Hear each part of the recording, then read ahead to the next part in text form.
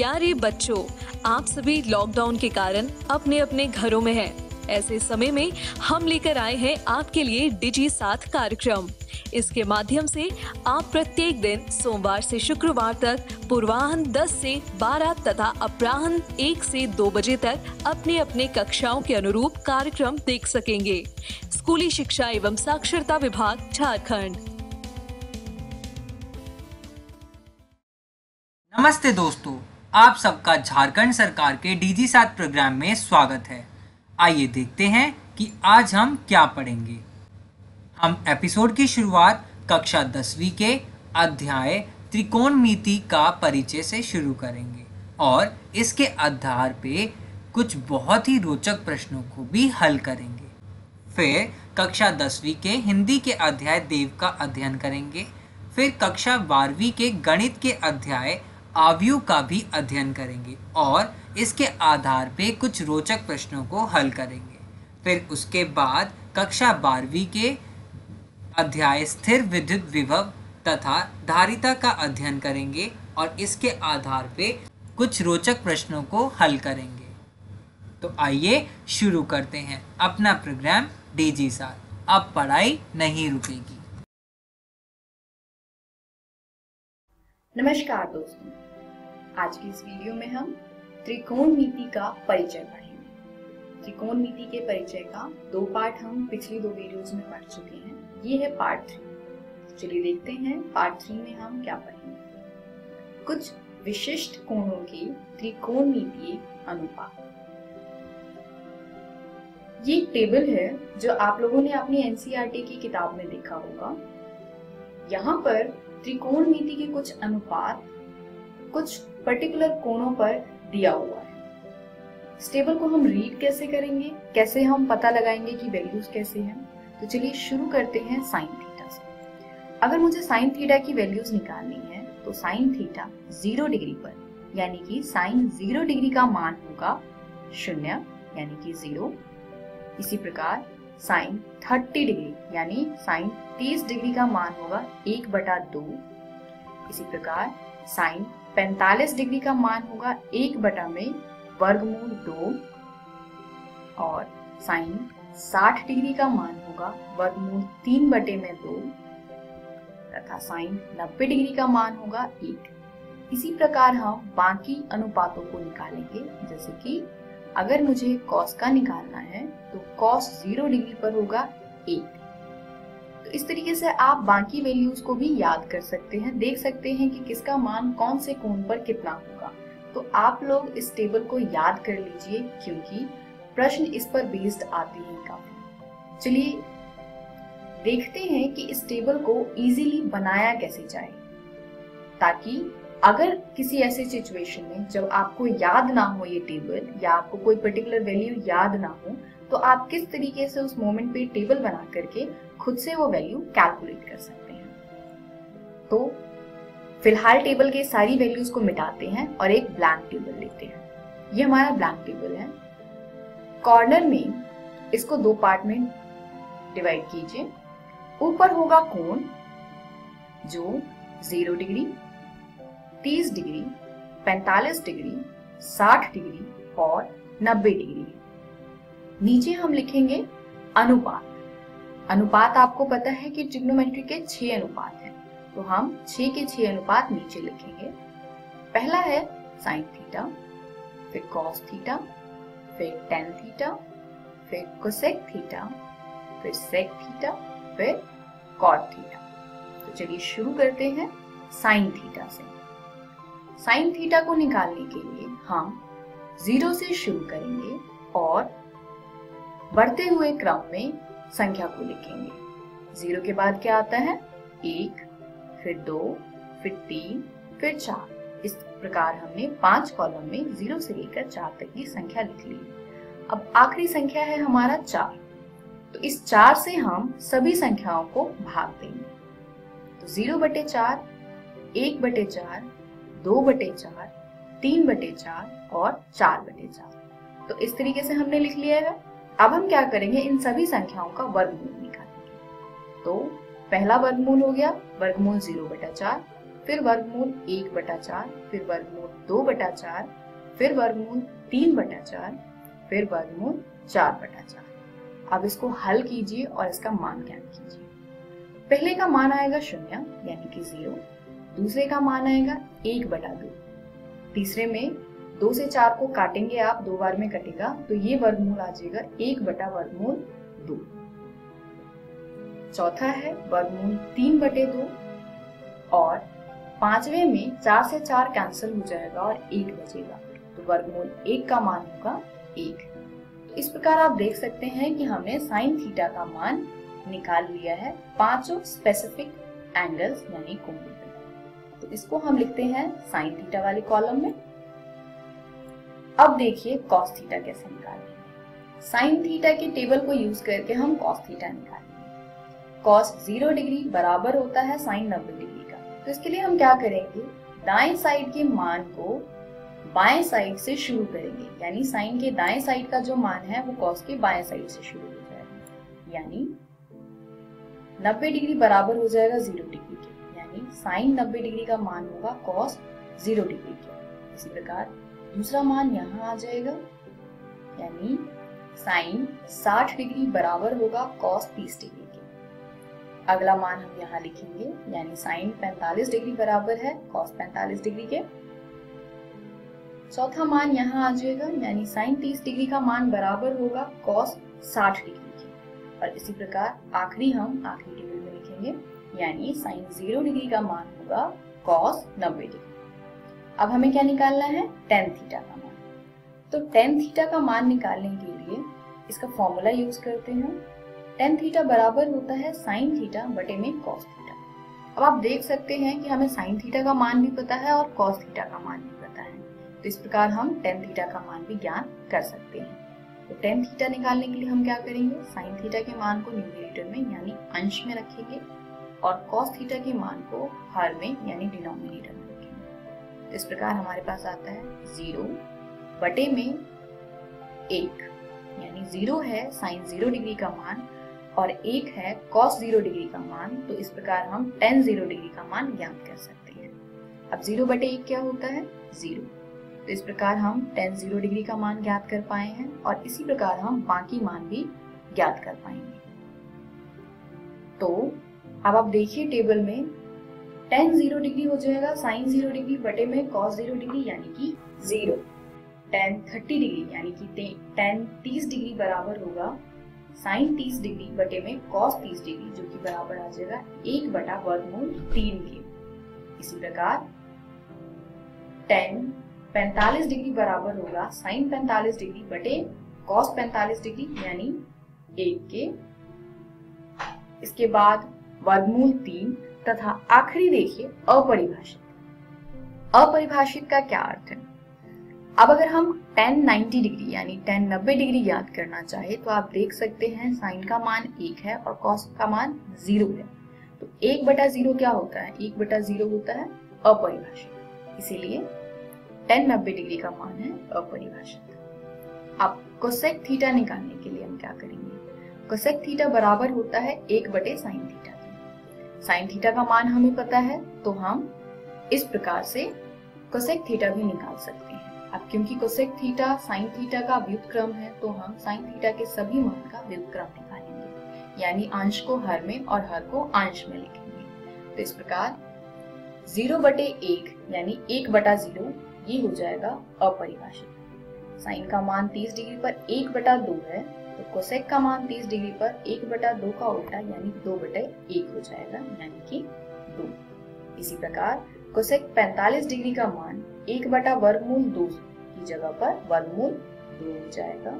Cosec 60 degree का मान 2/3 हो जाएगा और कोसेक 90 डिग्री का मान 1/1 यानी कि 1 हो जाएगा। इसी प्रकार सेक थीटा निकालने के लिए हम फिर से सेक थीटा का फॉर्मूले का यूज करेंगे। सेक थीटा बराबर होता है 1 कॉस थीटा।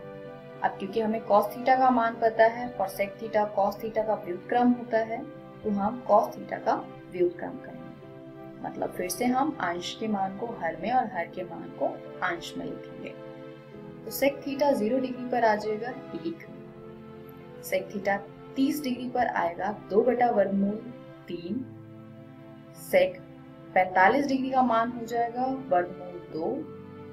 सेक 60 डिग्री का मान हो जाएगा 2 तथा सेक 90 डिग्री का मान होगा अपरिभाषित, क्योंकि कॉस का मान 0 है 90 डिग्री पर, तो 0/1 का उल्टा होगा 1/0 और 1/0 अपरिभाषित होता है। अब आखिरी क्या है? कॉट। कॉट थीटा बराबर होता है 1/tan थीटा के, यानी कॉट थीटा है tan थीटा का व्युत्क्रम, तो हम tan थीटा वाली पूरी लाइन का व्युत्क्रम निकालेंगे। इस प्रकार कॉट 0 डिग्री का मान हो जाएगा अपरिभाषित, क्योंकि tan 0 डिग्री पर 0 है और 0/1 का अगर हम व्युत्क्रम निकाले तो वो होता है अपरिभाषित। कॉट 30 डिग्री का मान हो जाएगा वर्गमूल 3, क्योंकि 1/वर्गमूल 3 का व्युत्क्रम वर्गमूल 3 होता है। इसी प्रकार 1 का व्युत्क्रम 1, वर्गमूल 3 का व्युत्क्रम 1/वर्गमूल 3, यानी कॉट 60 डिग्री का मान हो गया 1/वर्गमूल 3 और कॉट 90 डिग्री का मान होगा 0। तो इस प्रकार से आप टेबल खुद से बना सकते हैं। चलिए देखते हैं इस टेबल का यूज कैसे करते हैं और किस प्रकार के क्वेश्चन आते हैं। मान ज्ञात कीजिए साइन 60 डिग्री गुने में कॉस 30 डिग्री जमा साइन 30 डिग्री गुने में कॉस 60 डिग्री। तो अगर मुझे इसका मान निकालना है तो मैं यहाँ पे sine 60 degree, cos 30 degree, sine 30 degree and cos 60 degree का मान रखूंगी टेबल में से देख करके। चलिए आप लोग साथ में बुक खोल लीजिए और टेबल में वैल्यूज मैच करते रहिए। साइन 60 डिग्री का मान क्या है? साइन 60 डिग्री का मान है वर्गमूल 3/2। उसके बाद गुना का साइन है तो गुना का साइन। उसके बाद कॉस 30 डिग्री का मान फिर से क्या है? वर्गमूल 3/2, फिर जमा, फिर साइन 30 डिग्री का मान 1/2 गुने में कॉस 60 डिग्री का मान देखिए तो ये है 1/2। अब इसको हम हल करेंगे। इसके लिए वर्गमूल 3/2 गुने वर्गमूल 3/2 का मान होगा 3/4। इसके बाद जमा है तो जमा, उसके बाद 1/2 गुने में 1/2 का मान होगा 1/4। अब हम इसका एलसीएम लेंगे और उसको सॉल्व करेंगे। ये आ जाएगा 3 जमा 1/4 यानी कि 4/4 और 4 से 4 कैंसिल हो जाएगा तो ये आएगा हमारे पास 1, यानी साइन 60 डिग्री गुने में कॉस 30 डिग्री जमा साइन 30 डिग्री गुने में कॉस 60 डिग्री का मान क्या होगा? 1। तो इस प्रकार से आप प्रश्नों का हल कर सकते हैं टेबल का प्रयोग करके। इस वीडियो में हमने सीखा कुछ विशिष्ट कोणों के त्रिकोणमितीय अनुपात। हम अपनी अगली वीडियो में पूरक कोणों के त्रिकोणमितीय अनुपात पढ़ेंगे। पूरक कोण आप लोग जानते होंगे, पूरक कोण वो कोण होते हैं जिनका योग 90 डिग्री होता है, यानी कोई से भी दो कोण जिसका योग 90 डिग्री होगा उसको हम पूरक कोण कहते हैं। तो इसके बारे में हम अपनी अगली वीडियो में पढ़ेंगे। अगली वीडियो आने तक आप लोग अध्याय 8.2 के सभी प्रश्नों का हल कीजिए तथा साथ ही उदाहरणों को भी हल कीजिए। धन्यवाद।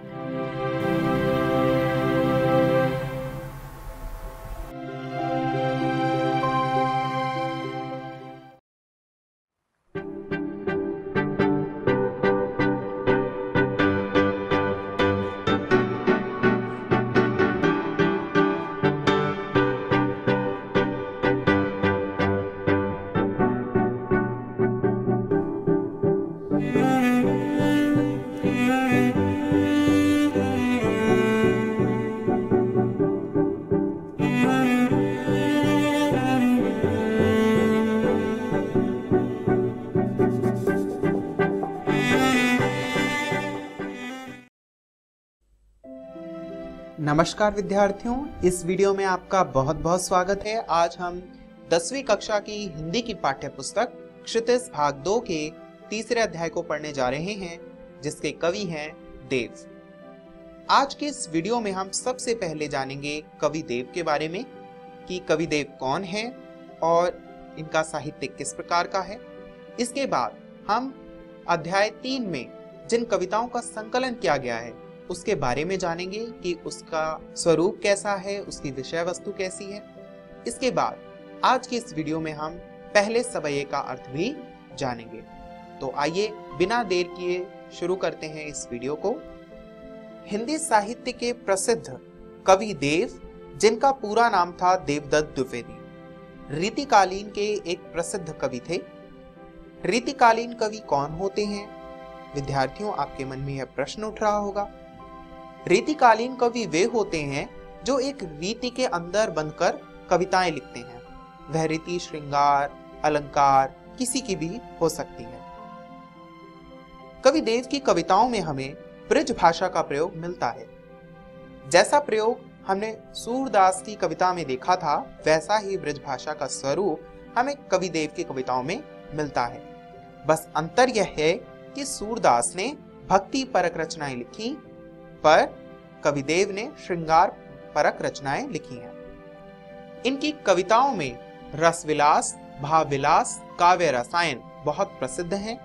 इनकी कविताओं का अध्ययन करें तो हमें इनकी कविताओं में श्रृंगारिकता और अलंकारिकता का प्रभाव बहुत मिलता है। श्रृंगारिकता का अर्थ होता है सुंदर, प्रेम इत्यादि, और अलंकारिकता का अर्थ होता है विशेष प्रकार के अलंकार जिन्हें कविताओं के लिए प्रयोग किया जाता है, जिसका अध्ययन हम आगे और अलंकार प्रकरण में करेंगे। विद्यार्थियों, कविता को पढ़ने से पहले उसके बारे में जानना बहुत आवश्यक होता है, इसलिए सबसे पहले कविता का प्रसंग जानते हैं। आज जिस सवैये का अध्ययन हम करने वाले हैं वह कृष्ण के सौंदर्य पर लिखा गया एक सवैया है। इसमें कवि ने कृष्ण के जिस रूप सौंदर्य का वर्णन किया है और जिस प्रकार से किया है वह बहुत ही रोचक और आकर्षक है। तो आइए विद्यार्थियों, बिना देर किए उस सवैये को पढ़ते हैं। सवैये का अर्थ जानने से पहले यह स्वाभाविक है कि हम उस सवैये का पाठ कर लें। तो आइए करते हैं। पायनी नुपुर मंजू बजे हैं, किटी किंकिनी के धुन की मधुराई, सांवरे अंग लसे पटपीत, हिये हुल से बनमाल सुहाई, माथे किरीट बड़े दृग चंचल, मंद हसी मुख चंद जुनाही, जे जग मंदिर दीपक सुंदर, श्री ब्रिज दूल्हा देव सहाय। विद्यार्थियों, आप इसे पढ़ते समय यह महसूस कर रहे होंगे कि इस कविता में एक ध्वनि है, एक लय है, एक संगीत सा अनुभव है। यह इस कविता की एक अन्यत्र विशेषता है, इसीलिए विद्यार्थियों इसे चिन्हित कर लें। आइए विद्यार्थियों, अब हम इस कविता का अर्थ जानते हैं। पायनी यानी पैरों में, नुपुर यानी पाजे, मंज बजे हैं यानी मध्यम ध्वनि बज रही है, कटी यानी कमर, किंकिनी यानी कमरबंद, के धुन की मधुराई यानी कमर में पहने हुए कमरबंद की जो ध्वनि है वह बहुत ही मधुर मधुर आ रही है। इस प्रकार विद्यार्थियों, इस पंक्ति का अर्थ क्या होगा? अगर अर्थ यह है कि कृष्ण के पैरों में सुंदर पाजेब और कमर में बंधे कमरबंद की ध्वनि बहुत ही मधुर है, तो यह बिल्कुल सही अर्थ है। आइए अब हम अगली पंक्ति का अर्थ देखते हैं। अगली पंक्ति है, सांवरे अंग लसे पटपीत यानी सांवरे यानी सांवले, अंग यानी शरीर, लसे यानी लिपटे हुए, पट यानी कपड़ा और पीत यानी पीला, यानी सांवरे अंग पर लिपटा हुआ पीला वस्त्र। हिये हुल से बनमाल सुहाई, हिये यानी गर्दन का जो हिस्सा होता है उसे हिये बोलते हैं। हुल से यानी आनंदित होना, बनमाल यानी वैजंती माला, और सुहाई यानी शोभा दे रही है। इस प्रकार विद्यार्थियों, इस पंक्ति का अर्थ क्या होगा?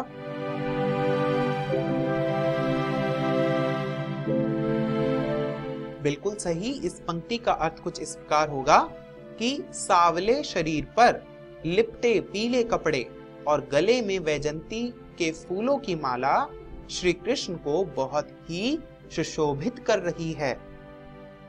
विद्यार्थियों देखिए कितना सुंदर श्री कृष्ण का वर्णन कवि ने इस सवैये में किया है। आइए अब हम अगली पंक्ति देखते हैं। माथे किरीट बड़े दृग चंचल, मंद हंसी मुख छंद जुनाही। यानी माथे यानी सिर पर, किरीट यानी मुकुट, बड़े दृग चंचल, दृग यानी आंखें, यानी सर पर मुकुट और चेहरे पर बड़ी बड़ी चंचल आंखें, और मंद हंसी मुख चंद जुनाही, जुनाही का मतलब चांदनी, और चेहरे पर मंद हंसी जो है वह चंद्रमा की चांदनी जैसे सुशोभित हो रही है। इस प्रकार विद्यार्थियों, इस पंक्ति का अर्थ यह हुआ कि कृष्ण के सिर पर मुकुट, बड़ी बड़ी चंचल आंखें और मुस्कान चंद्रमा रूपी मुख पर चांदनी के समान चमक रही है। आइए विद्यार्थियों, अब हम अगली पंक्ति का अर्थ देखते हैं। जय जग मंदिर दीपक सुंदर, श्री ब्रज दूल्हा देव सहाय। जय जग मंदिर यानी जैसे जग के मंदिर, दीपक सुंदर, जग के मंदिर में सुंदर दीपक स्थापित हो, श्री कृष्ण वैसे ही सुशोभित हो रहे हैं इस धरती पर। इस प्रकार इस पंक्ति का अर्थ देखिए, श्री ब्रज दूल्हा यहाँ पर कृष्ण को कहा गया है। इस प्रकार विद्यार्थियों, इस पंक्ति का अर्थ क्या होगा?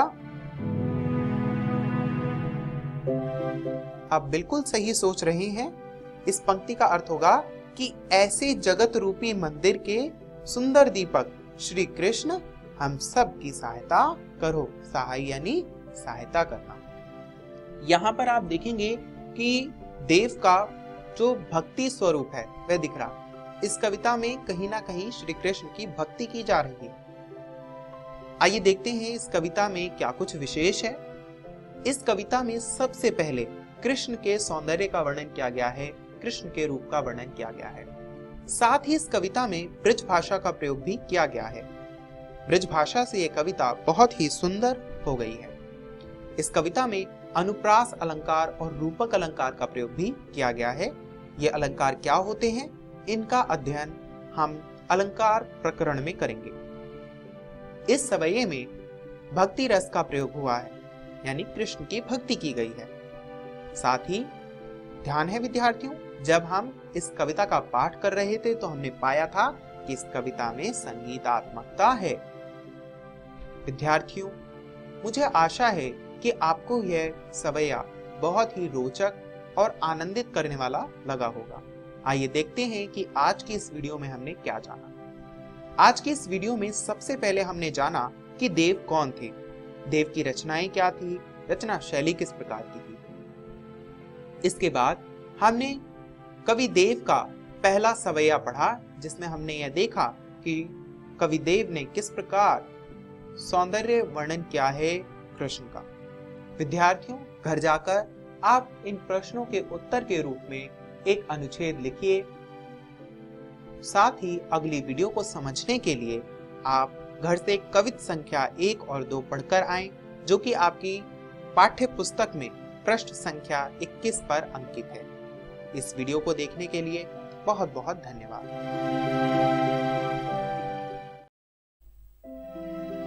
नमस्कार विद्यार्थियों, आज हम 10वीं कक्षा की हिंदी की पाठ्य पुस्तक क्षितिज भाग 2 के तीसरे अध्याय का दूसरा भाग पढ़ने वाले हैं, जिसके कवि हैं देव। आइए देखते हैं कि इस वीडियो में आज हम क्या जानने वाले हैं। इस वीडियो में आज हम सबसे पहले जिन कवित का अर्थ जानने वाले हैं उन कवित के बारे में जानेंगे, यानी उनका प्रसंग जानेंगे। इसके बाद हम पहले तथा दूसरे कवित का अर्थ भी जानेंगे। मुझे उम्मीद है कि आप इन कवित को पढ़कर आए होंगे। यदि अभी तक आपने इन कवित को नहीं पढ़ा है तो इस वीडियो को ध्यानपूर्वक देखिए और घर जाकर इस पाठ को जरूर पढ़ लीजिए। तो आइए बिना देर किए शुरू करते हैं इस वीडियो को। जो पहला कवित है उसका प्रसंग कुछ इस प्रकार है कि कवि ने वसंत ऋतु का इस प्रकार वर्णन किया है जैसे वह एक छोटा बच्चा हो। जैसे आप सभी के घर में किसी नए बच्चे का जन्म होता है, किसी छोटे बच्चे का जन्म होता है, तो सब किस तरीके से उसके स्वागत में लग जाते हैं, उससे प्रेम दिखाते हैं, उसे प्यार करते हैं, वैसे ही वसंत ऋतु के आने पर पूरी प्रकृति उससे प्रेम कर रही है, उसका स्वागत कर रही है।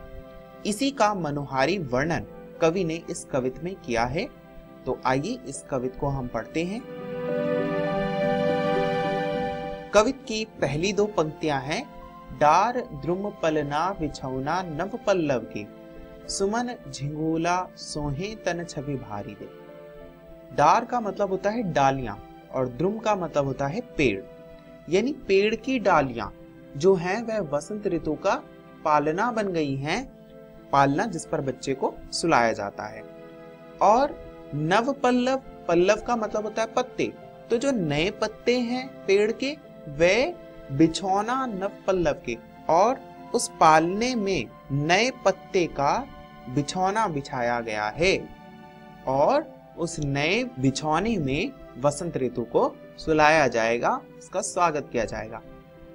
इस प्रकार इस पंक्ति का अर्थ हुआ कि जो पेड़ की डालियां हैं वह वसंत रूपी बालक का पालना बन गई हैं और जो नए नए पत्ते हैं वह उसके लिए बिछौना बन गई हैं। सुमन, सुमन का अर्थ होता है पुष्प यानी फूल, और झिंगोला बच्चे को पहनाया जाने वाला एक कपड़ा होता है जिसे हम झबला भी कहते हैं। तो यहाँ पर कवि कहता है कि जो फूल हैं वे ऐसे लगते हैं जैसे वसंत ऋतु का पहना जाने वाला छबला हो, वसंत ऋतु का पहने जाने वाला कपड़ा हो। इस प्रकार विद्यार्थियों इस पंक्ति का अर्थ बनेगा कि वसंत रूपी बालक के शरीर पर जो फूल हैं वे एक झबले का काम कर रहे हैं और उसकी छवि बढ़ा रहे हैं, उसको सुंदरता प्रदान कर रहे हैं। आइए अब हम अगली पंक्ति का अर्थ जानते हैं। आगे है, पवन झुलावे कैकी कीर बरतावे देव, कोकिल हलावे हुल सावे कर तारी दे। यहाँ पर आप देखेंगे पवन का मतलब होता है हवा और झुलावे का मतलब झुला रहा है।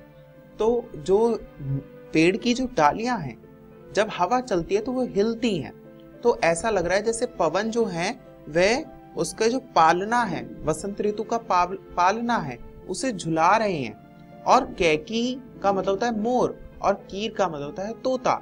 तो जो वसंत ऋतु आता है तो मोर और तोता तरह तरह की आवाज करते हैं, गाना गाते हैं, तो वे जो क्या कर रहे हैं, बतरावे यानी वे बसंत ऋतु से बातें कर रहे हैं। इस प्रकार विद्यार्थियों इस पंक्ति का अर्थ होगा कि पवन जो है वह वसंत रूपी बालक को झूला झुला रही है और जो मोर और तोते हैं उससे बातें कर रहे हैं।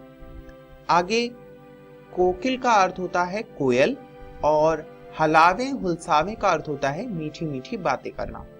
तो इस पर जब मोर और तोता वसंत से बातें कर रहे हैं तो कोयल क्या कर रही है, कोयल हलावे हुलसावे कर तारी दे, यानी कोयल जो है वह वसंत रूपी बालक से तालियां बजा बजा कर मीठी मीठी बातें करके उसका मन बहला रही है। उसको जो है जैसे छोटे बच्चे को बड़े लोग बहलाते हैं ना, ताली बजाकर चुटकी बजाकर, वैसे ही कोयल उसको बहला रही है।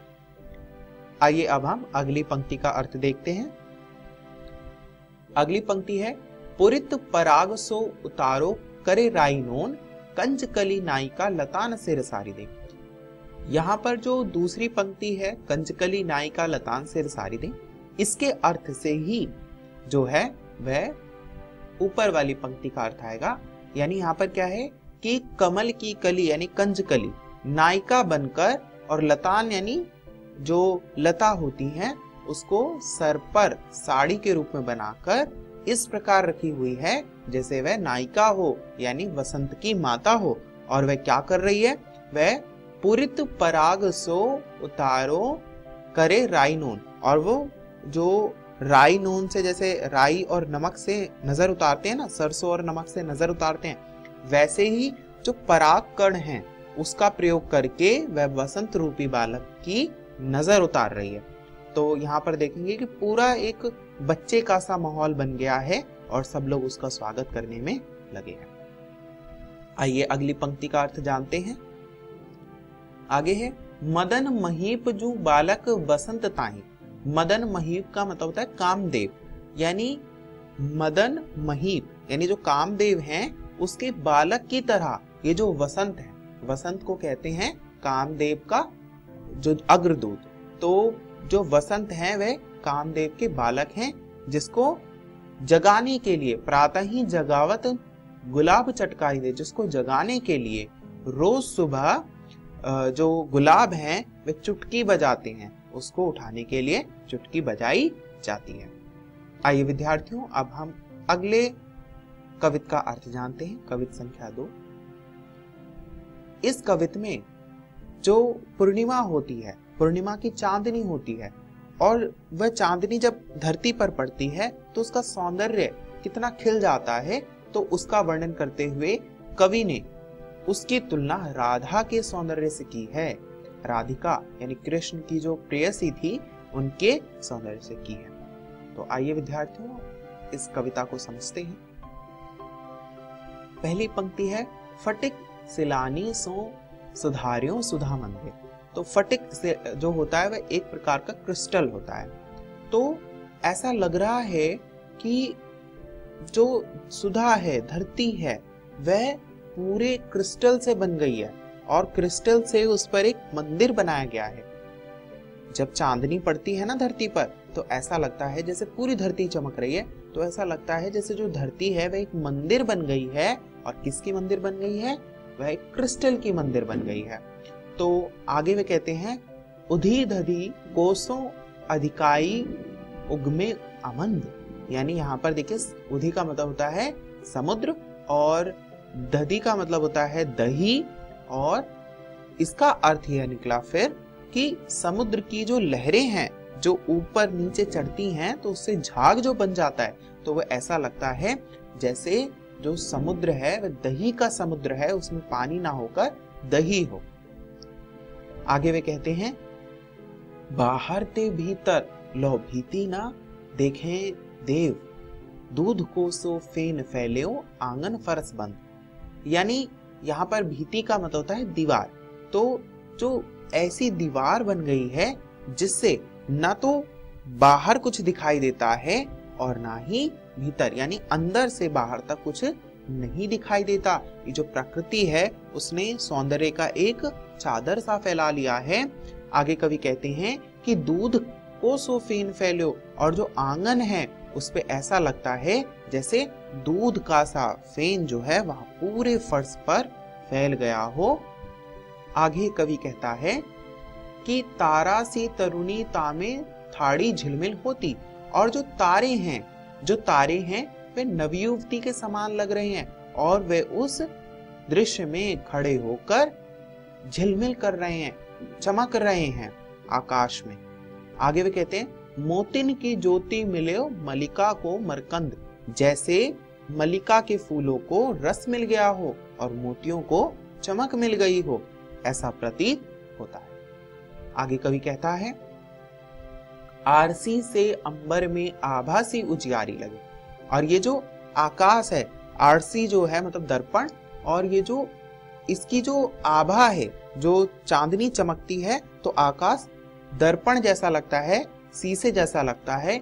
और इस शीशे में, आकाश रूपी शीशे में प्यारी राधिका को प्रतिबिंब सो लगत चंद। और ये जो चांद है वह जब उसमें चमकता है तो वह राधा के सौंदर्य, राधा के मुख जैसा प्रतीत होता है। कवि को ऐसा प्रतीत हो रहा है। कवि ने यहाँ पर राधिका के सौंदर्य का वर्णन किया है। आइए विद्यार्थियों, देखते हैं इस वीडियो में हमने क्या सीखा। इस वीडियो में हमने सबसे पहले जाना कि वसंत ऋतु का वर्णन कवि ने किस प्रकार किया है। इसके बाद अगले कवित में हमने राधिका के सौंदर्य का वर्णन कवि ने जो प्राकृतिक दृश्यों से किया है उसका वर्णन किया है।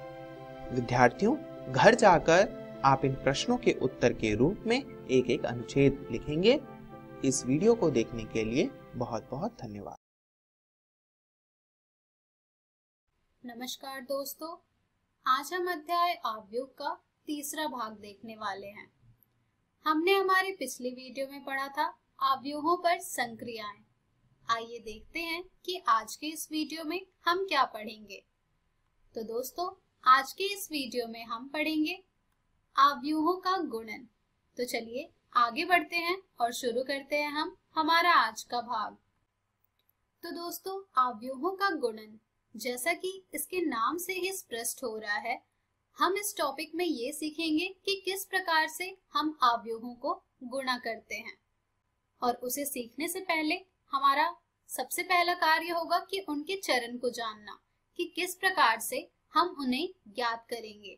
तो आइए सबसे पहले हम ये देखते हैं कि अवयवों का गुणन का चरण क्या क्या है। तो दोस्तों, हमारा जो सबसे पहला चरण होगा वो होगा कि यदि आपके पास दो अवयव दिए गए हैं A तथा B, और उनके गुणन के लिए आपका सबसे पहला कार्य होगा कि A में स्तंभों की संख्या B में पंक्तियों की संख्या के बराबर होनी चाहिए। ये आप सबसे पहले दोनों अवयवों से ज्ञात करेंगे और देखेंगे कि क्या वो बराबर हो रहे हैं या नहीं। अगर नहीं है तो आप उस अवयव को गुणा नहीं कर सकते, और यदि वो बराबर हैं तो फिर हम अगले चरण की ओर बढ़ेंगे। हमारा दूसरा चरण है, इसके अतिरिक्त गुणनफल अवयव अर्थात प्रोडक्ट मैट्रिक्स के अवयवों को प्राप्त करने के लिए हम A की पंक्तियों तथा B के स्तंभों को लेकर अवयवों के क्रमानुसार गुणन करते हैं। यानी कि जब हम ये देख लेंगे कि दिए गए अवयव के स्तंभ तथा पंक्तियों की संख्या बराबर है या नहीं, उसके बाद हमारा अगला चरण होगा कि हमारा जो अवयव A की पंक्तियां होंगी तथा B के स्तंभ को गुणा करके हम अवयवों को एक एक करके ज्ञात करेंगे। और हमारा तीसरा चरण होगा कि इसी प्रकार से हम फिर गुणनफलों का योग ज्ञात करेंगे। तो ये 3 चरण हैं जिसके माध्यम से हम अवयवों को गुणा करते हैं। आइए एक उदाहरण से इसे और अच्छी तरह से समझते हैं। यहाँ पर हमने जो उदाहरण में 2 अवयव लिए हैं वो है जो कि आपको स्क्रीन पर दिख रहा है। उस अवयव के जो अवयव हैं वो है 2, 5, 8, 10 तथा 4, 40। आइए देखते हैं कि हम इन्हें गुणा किस प्रकार से करेंगे। तो जैसा कि आपको अभी बताया गया था, सबसे पहला जो गुणा करने का चरण होगा वो होगा ये देखना कि क्या पहले अवयव के स्तंभों की संख्या दूसरे अवयव के पंक्तियों की संख्या के बराबर हो। तो यहाँ पर ये दोनों ही संख्या बराबर है, क्योंकि हमारा जो पहला अवयव है उसमें हमारे स्तंभों की संख्या है 2 और दूसरे अवयव में हमारे जो पंक्तियों की संख्या है वो है 2। तो इससे यह स्पष्ट होता है कि हम इन अवयवों को गुणा कर सकते हैं, और इन्हें गुणा करने के बाद जो हमें अवयव प्राप्त होगा उस अवयव की कोटि होगी 2 × 1। आइए अब हम ये सीखते हैं कि किस प्रकार से हम इसे गुणा करते हैं। तो दोस्तों, हमारे पहले अवयव का जो अवयव होगा उसे हम गुणा करेंगे हमारे दूसरे अवयव के पहले अवयव से, और फिर उसे जोड़ेंगे हमारे पहले अवयव के दूसरे अवयव से, और फिर उसे गुणा करेंगे हमारे दूसरे अवयव के दूसरे अवयव से, जिससे कि यहाँ पर हमें प्राप्त हो जाएगा 2 × 4 योग 5 × 40। इसी प्रकार से हम इसी चरण को दोबारा करेंगे हमारे दूसरे पंक्ति के लिए, जिसमें कि हम 8 को गुणा करेंगे 4 से, फिर योग करेंगे 10 × 40 से, जिससे कि यहाँ पर हमें ये प्राप्त हो जाएगा 8 × 4 योग 10 × 40, जिसे आप पुनः हल करेंगे तो यहाँ पर आपको ये प्राप्त हो जाएगा 2 × 4 योग 5 × 40 तथा 8 × 4 योग 10 × 40 बराबर 208 तथा 432, जो कि हमारे प्राप्त किए गए अवयव का अवयव होगा। तो दोस्तों, देखा आपने कि किस प्रकार से हम अवयवों को गुणा करते हैं। आइए एक और उदाहरण देखते हैं। हमने जो दूसरा उदाहरण लिया है उसमें हमारा पहला अवयव है जिसके कि अवयव हैं 1 + 1 2 0 3 4, और जो दूसरा अवयव है उसके अवयव हैं 2 7 + 1 1 5 + 4। आइए अब हम इसे गुणा करना सीखते हैं। तो दोस्तों, जैसे कि आपको बताया गया था, गुणा करने का सबसे पहला चरण होगा वो ये होगा ये देखना कि क्या हमारे पहले अवयव में जो स्तंभों की संख्या है वो हमारे दूसरे अवयव में पंक्तियों की संख्या के बराबर है या नहीं। तो यहाँ पर ये दोनों ही संख्याएं बराबर हैं, जिससे कि हमें ये पता लग रहा है कि हम इस अवयवों को गुणा कर सकते हैं तथा हमारा जो अवयव का गुणन हमें प्राप्त होगा वो अवयव हमारा उस कोटि का होगा जो कि है 3 गुणे 2। आइए अब हम ये देखते हैं कि कैसे हम इसे अब गुणा करेंगे।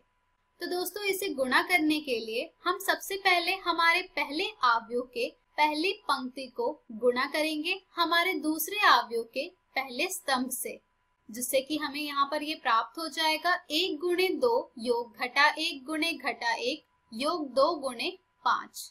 अब हम यही चरण दोहराएंगे हमारे दूसरे स्तंभ के लिए।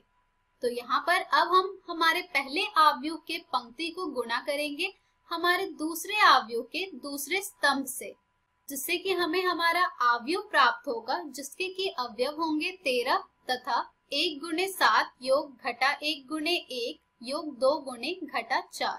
इसके बाद हम अब दिए गए अवयव के पहले अवयव के पंक्ति को गुणा करेंगे दूसरे अवयव के पहले स्तंभ से, जिससे कि हमें हमारा अवयव प्राप्त होगा जिसके कि अवयव होंगे 13 घटा 2 0 गुणे 2 योग 3 गुणे घटा 1 योग 4 गुणे 5।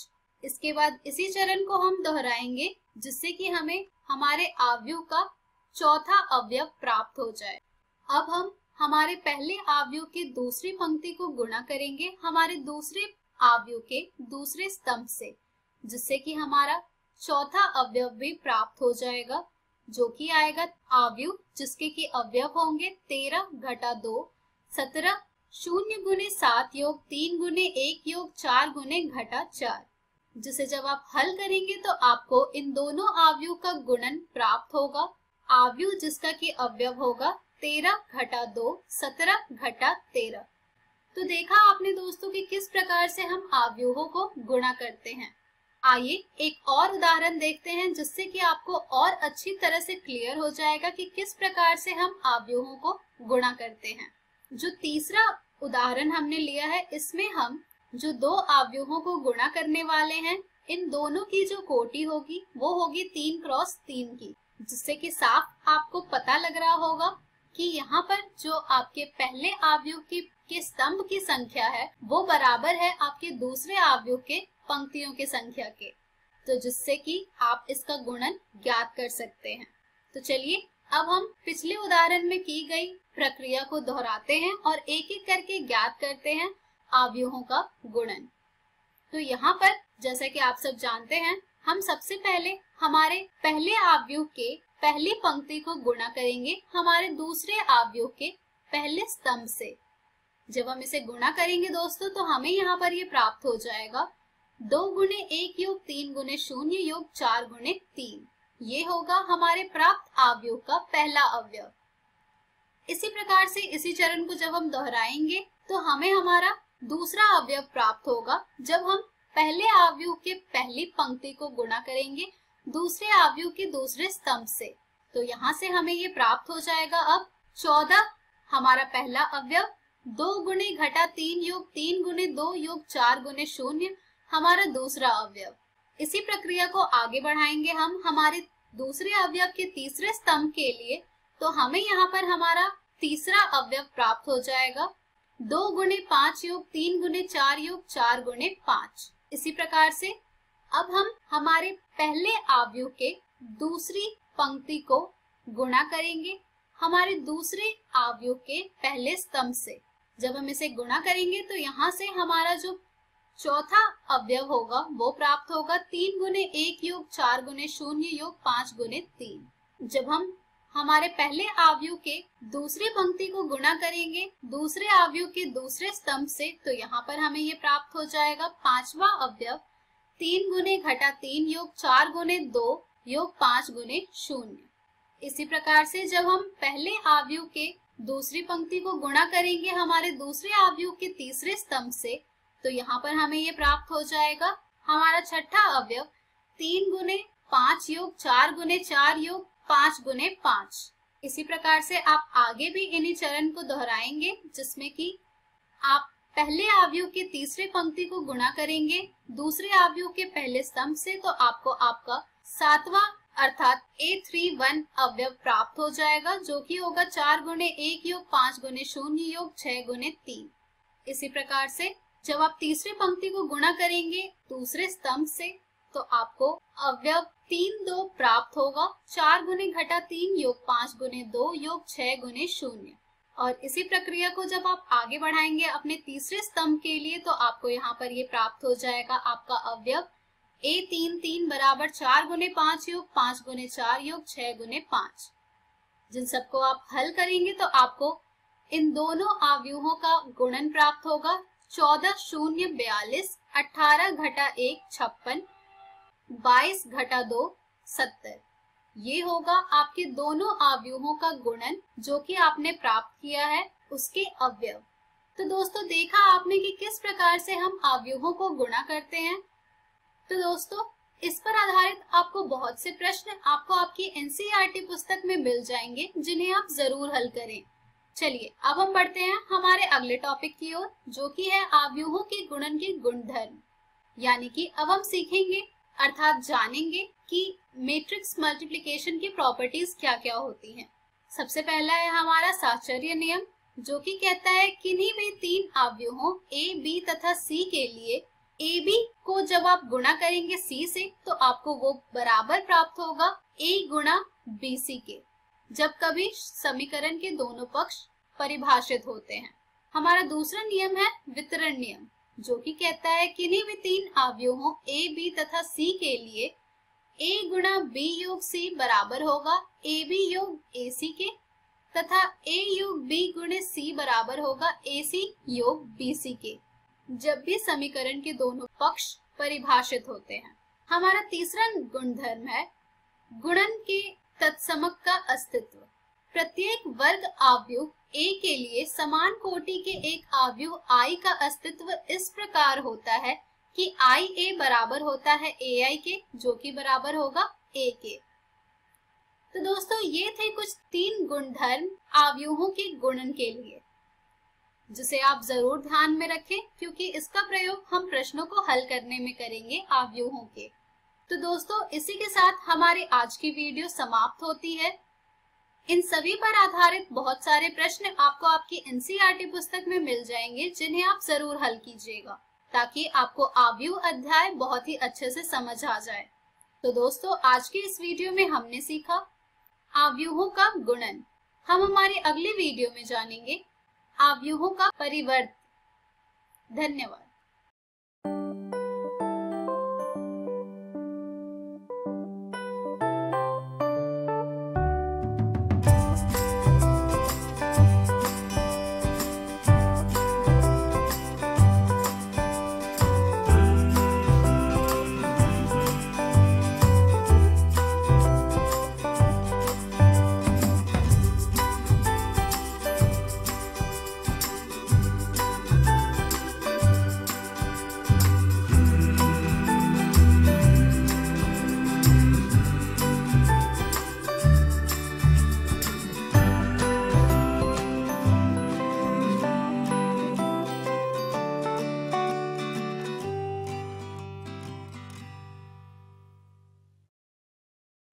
हेलो दोस्तों, welcome to this physics video lecture.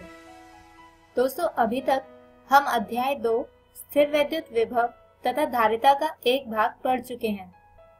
आज हम इसका दूसरा भाग समझेंगे और इस दूसरे भाग में हम समझेंगे विद्युत द्विध्रुव के कारण विभव और समविभव पृष्ठ। तो आइए शुरू करते हैं पहले विषय विद्युत द्विध्रुव के कारण विभव के साथ। दोस्तों जैसे कि हम पहले ही देख चुके हैं कि अल्प दूरी से पृथक 2 समान एवं विपरीत आवेशों का निकाय कहलाता है विद्युत द्विध्रुव। जैसे यहाँ 2 समान किंतु विपरीत आवेश जिन्हें एक अल्प दूरी 2a से पृथक किया गया है मिलकर बनाते हैं एक विद्युत द्विध्रुव। इसके अतिरिक्त वैद्युत द्विध्रुव का आघूर्ण यानी मोमेंट ऑफ इलेक्ट्रिक डाइपोल होता है म्यू बराबर q गुणा 2a, जिसकी दिशा ऋणात्मक से धनात्मक आवेश की ओर होती है। इसके अतिरिक्त इसका मात्रक होता है डेबाई, जो बराबर होता है 1/3 गुणा 10⁻29 कूलम मीटर के। आइए अब समझते हैं कि किसी विद्युत द्विध्रुव के कारण विभव किस प्रकार प्राप्त किया जाता है। मान लीजिए कि यहाँ पर एक द्विध्रुव है जिसके केंद्र को हमने मूल बिंदु O पर रखा है। अब जैसा कि हम जानते हैं कि विद्युत क्षेत्र अध्यारोपण का सिद्धांत का पालन करता है, यानी विभव जो विद्युत क्षेत्र के द्वारा किए गए कार्य के बराबर होता है वह भी अध्यारोपण के सिद्धांत का पालन करेगा।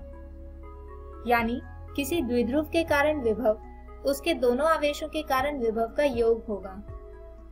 आइए मान लेते हैं कि हमें यहाँ बिंदु P पर विभव का मान प्राप्त करना है।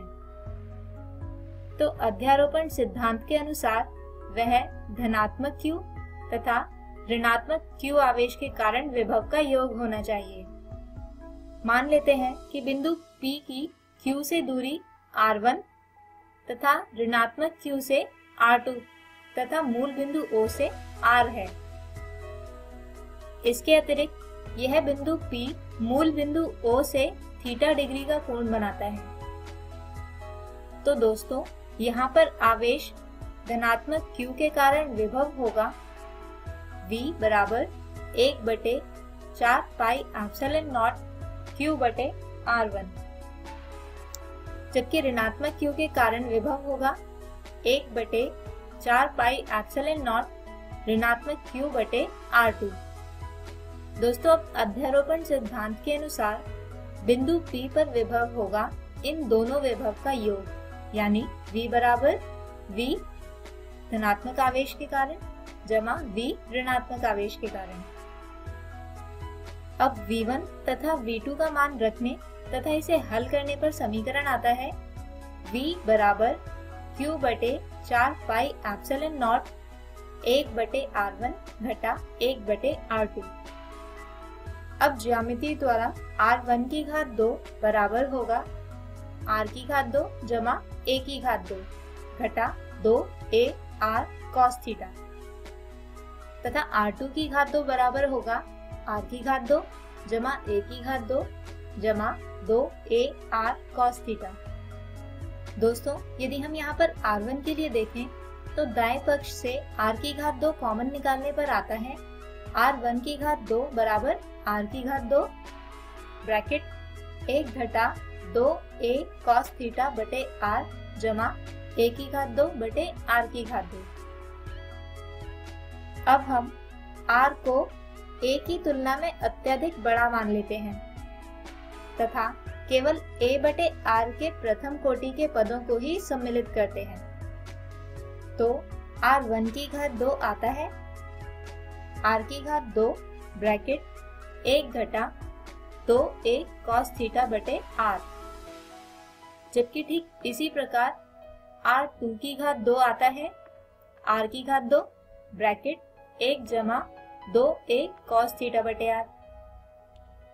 इसके अतिरिक्त इनका व्युत्क्रम आएगा 1/R1 बराबर होगा 1/R ब्रैकेट 1 घटा 2A cos थीटा बटे R की घात ऋणात्मक 1/2।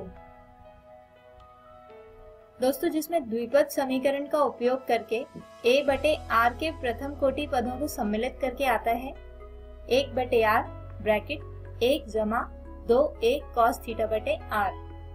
ठीक इसी प्रकार 1/R2 बराबर होगा 1/R ब्रैकेट 1 जमा 2A cos थीटा बटे R की घात ऋणात्मक 1/2।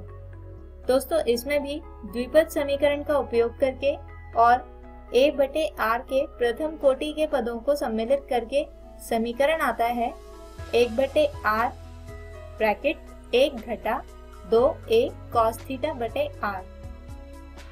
अब जैसा कि हमने ज्ञात किया था कि बिंदु P पर कुल विभव होगा V बराबर Q बटे 4 पाई एप्सिलॉन नॉट ब्रैकेट 1 घटा R1 घटा 1/R2।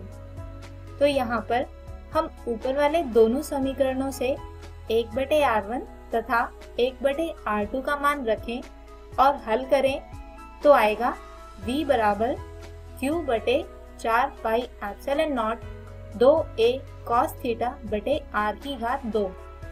और क्योंकि तो QA होता है द्विध्रुव आघूर्ण जिसे म्यू या P द्वारा लिखा जा सकता है, इसलिए यहाँ पर समीकरण बनेगा V बराबर 1/4 pi epsilon not P cos theta बटे r की घात 2। अब P cos थीटा होता है P डॉट r कैप, यानी विभव को लिख सकते हैं V बराबर P डॉट r कैप बटे 4 पाई एप्सिलॉन नॉट r की घात 2। दोस्तों अब मान लीजिए कि बिंदु P द्विध्रुव के अक्ष पर ही स्थित है, तो इस स्थिति में थीटा होगा 0 डिग्री, जिसकी वजह से P डॉट r कैप का मान आता है P, यानी विभव V होगा प्लस माइनस P बटे 4 पाई एप्सिलॉन नॉट r की घात 2। इसके अतिरिक्त एक अन्य परिस्थिति जिसमें हम मान लेते हैं कि बिंदु P द्विध्रुव के विषुवत पर स्थित है, यानी यहाँ पर थीटा होगा 90 डिग्री, जिसके कारण P डॉट r कैप का मान आएगा 0 और विभव V भी हो जाएगा 0। आइए अब समझते हैं समविभव पृष्ठ क्या होता है। तो दोस्तों एक ऐसा पृष्ठ जिसके प्रत्येक बिंदु पर विभव का मान नियत रहता है, यानी आप इस पृष्ठ के किसी भी बिंदु तक किसी एकांक धनावेश को अनंत दूरी से लेकर आए तो प्रत्येक स्थिति में आपको समान कार्य ही करना पड़ेगा। ऐसे पृष्ठ को कहा जाता है समविभव पृष्ठ। अब जैसे यहाँ पर एक बिंदु आवेश के कारण बनने वाले दो समविभव पृष्ठ V1 तथा V2 दर्शाए गए हैं। इन दोनों ही पृष्ठों के प्रत्येक बिंदु पर विभव क्रमशः V1 तथा V2 होंगे, यानी हम ये कह सकते हैं कि किसी बिंदु आवेश के कारण बनने वाला समविभव पृष्ठ गोलाकार होता है। इसके अतिरिक्त किसी एक समान विद्युत क्षेत्र में बनने वाला समविभव पृष्ठ कुछ ऐसा होता है, जबकि दो भिन्न आवेशों के कारण बनने वाला समविभव पृष्ठ कुछ इस प्रकार का होता है। दोस्तों यहाँ पर प्रत्येक रेखा एक समविभव पृष्ठ को दर्शाती है और दो समान आवेशों के कारण बनने वाला समविभव पृष्ठ कुछ ऐसा दिखाई पड़ेगा। दोस्तों इनके अलावा समविभव पृष्ठ के कुछ गुण भी होते हैं जो कुछ इस प्रकार से हैं। पहला, समविभव पृष्ठ पर विद्युत क्षेत्र लंबवत होता है। इसके अतिरिक्त दो समविभव पृष्ठ कभी भी एक दूसरे का प्रतिच्छेदन नहीं करते, यानी दो समविभव पृष्ठ एक दूसरे को कभी नहीं काटते। और तीसरा, समविभव पृष्ठ पर किसी आवेश का एक स्थान से दूसरे स्थान पर ले जाने में किया गया कार्य 0 होता है। तो दोस्तों हमारे आज के इस वीडियो में हमने जाना विद्युत द्विध्रुव के कारण विभव और समविभव पृष्ठों के बारे में। हम उम्मीद करते हैं कि आपको आज का ये वीडियो समझ आया होगा। हमारे अगले वीडियो में हम बात करेंगे आवेशों के निकाय की स्थितिज ऊर्जा और बाह्य क्षेत्र में स्थितिज ऊर्जा के बारे में। तब तक के लिए take care and good bye.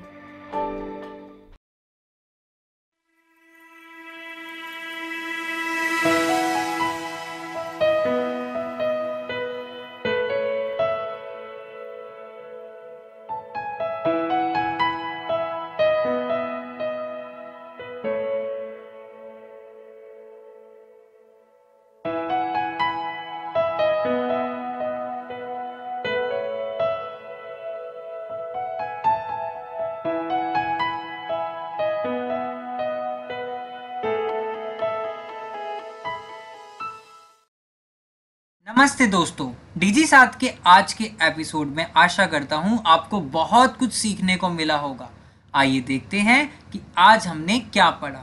दोस्तों आज की इस वीडियो में हमने कक्षा 10वीं में त्रिकोणमिति का परिचय, फिर कक्षा 10वीं में हिंदी का अध्याय देव, फिर कक्षा 12वीं में गणित का अध्याय आव्यूह, फिर कक्षा 12वीं में विज्ञान का अध्याय स्थिर विद्युत विभव तथा धारिता का अध्ययन किया। आइए देखते हैं कि हम कल क्या पढ़ेंगे। दोस्तों कल हम कक्षा 12वीं में अध्याय वैद्युत रसायन और फिर कक्षा 12वीं में अध्याय पुष्पी पादपों में लैंगिक प्रजनन का अध्ययन करेंगे।